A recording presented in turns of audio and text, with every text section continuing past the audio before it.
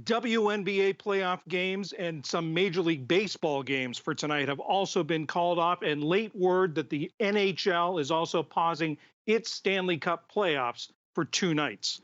These player boycotts are arguably the strongest stand yet that any professional athletes have taken on any social issue.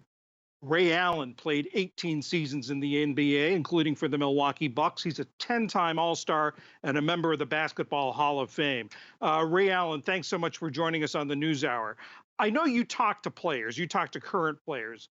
What was it about this moment that made it a breaking point, that brought them to the point where they said, we're just not going to play?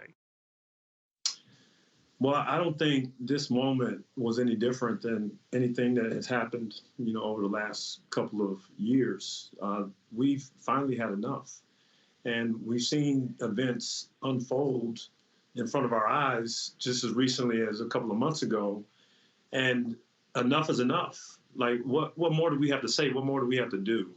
And when you're sitting in an arena and you're thinking about playing basketball, you have to ask yourself, what's really important here?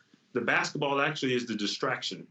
At the same token, it's time for us to use this podium, this mantle to use our voices. We're more than just basketball players. You talk about using your voice. I mean, this started with one player, by all accounts, George Hill, going into the Bucks locker room and saying, "Why are we playing this game?"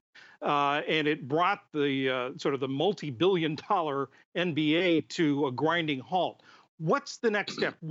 I mean, this has shown the leverage the players have over the owners and over this sport. What is the next step? What would you like to see them sort of the players use this leverage now with the owners? Well, I'll remind you about a couple of years ago with Donald Sterling, with the comments that he made about the athletes in the NBA and the voices that we had and the things that we said. We voiced our displeasure. We tried to protest as much as we could, and even then, we didn't understand what our voice was. We turned our shirts over backwards. We voiced our displeasure as much as we could. Now we've taken it a step further because we understand the power that we possess. I do believe that it's going to take the ownership, of these teams to step up and join their voices in this fight. It can't just be the players. Everybody should be outraged. I mean, these owners have a lot of power in the team cities. I mean, they get cities where the streets are filled with potholes, where the schools are falling apart, to give them tax breaks and build them arenas so they don't leave. So what would you like the owners to see the owners do to sort of help this cause, to move this cause forward? Well, first and foremost, when we say Black Lives Matter, it's enough. It's not enough to be able to say Black Lives Matter and to post a black square on your social media. We need to start seeing funds, pushed into the inner cities, black and brown, the underprivileged, the young people into school systems. We need to see money put into programs where we see our young people being taken care of.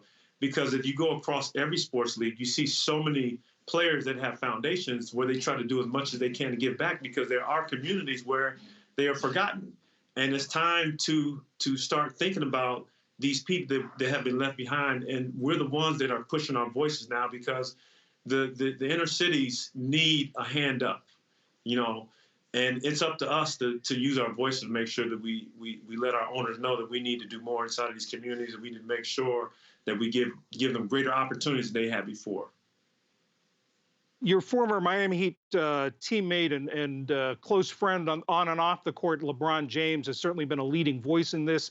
He's mobilizing a big get out the vote effort for this fall, arranged to have Dodger Stadium used as a voting place. Have you talked to him about this and about his growing political activism this year?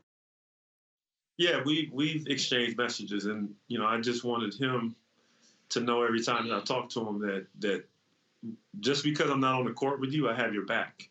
I support you. We stand with you.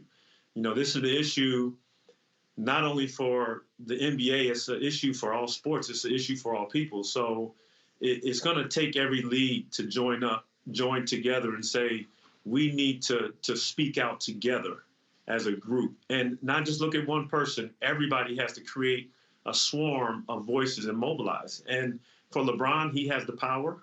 It reminds me of, Ali back in '66 when he was arrested for not going to war. He was the most hated man in America at the time, and now he's the greatest of all time, and people love him. And a lot of people forget, what he went through. He lost 4 years of boxing, a la Colin Kaepernick. And so now it's the time to say, I get it. We're professional athletes and we want to play basketball, but right now we have more pressing issues and we need to use our voice and we have to press these issues and make sure there is change that happens. Well, it feels like a very big moment in sports and for society and for America. Ray Allen, NBA All-Star, NBA Hall of Famer. Thank you very much. Yeah, thank you.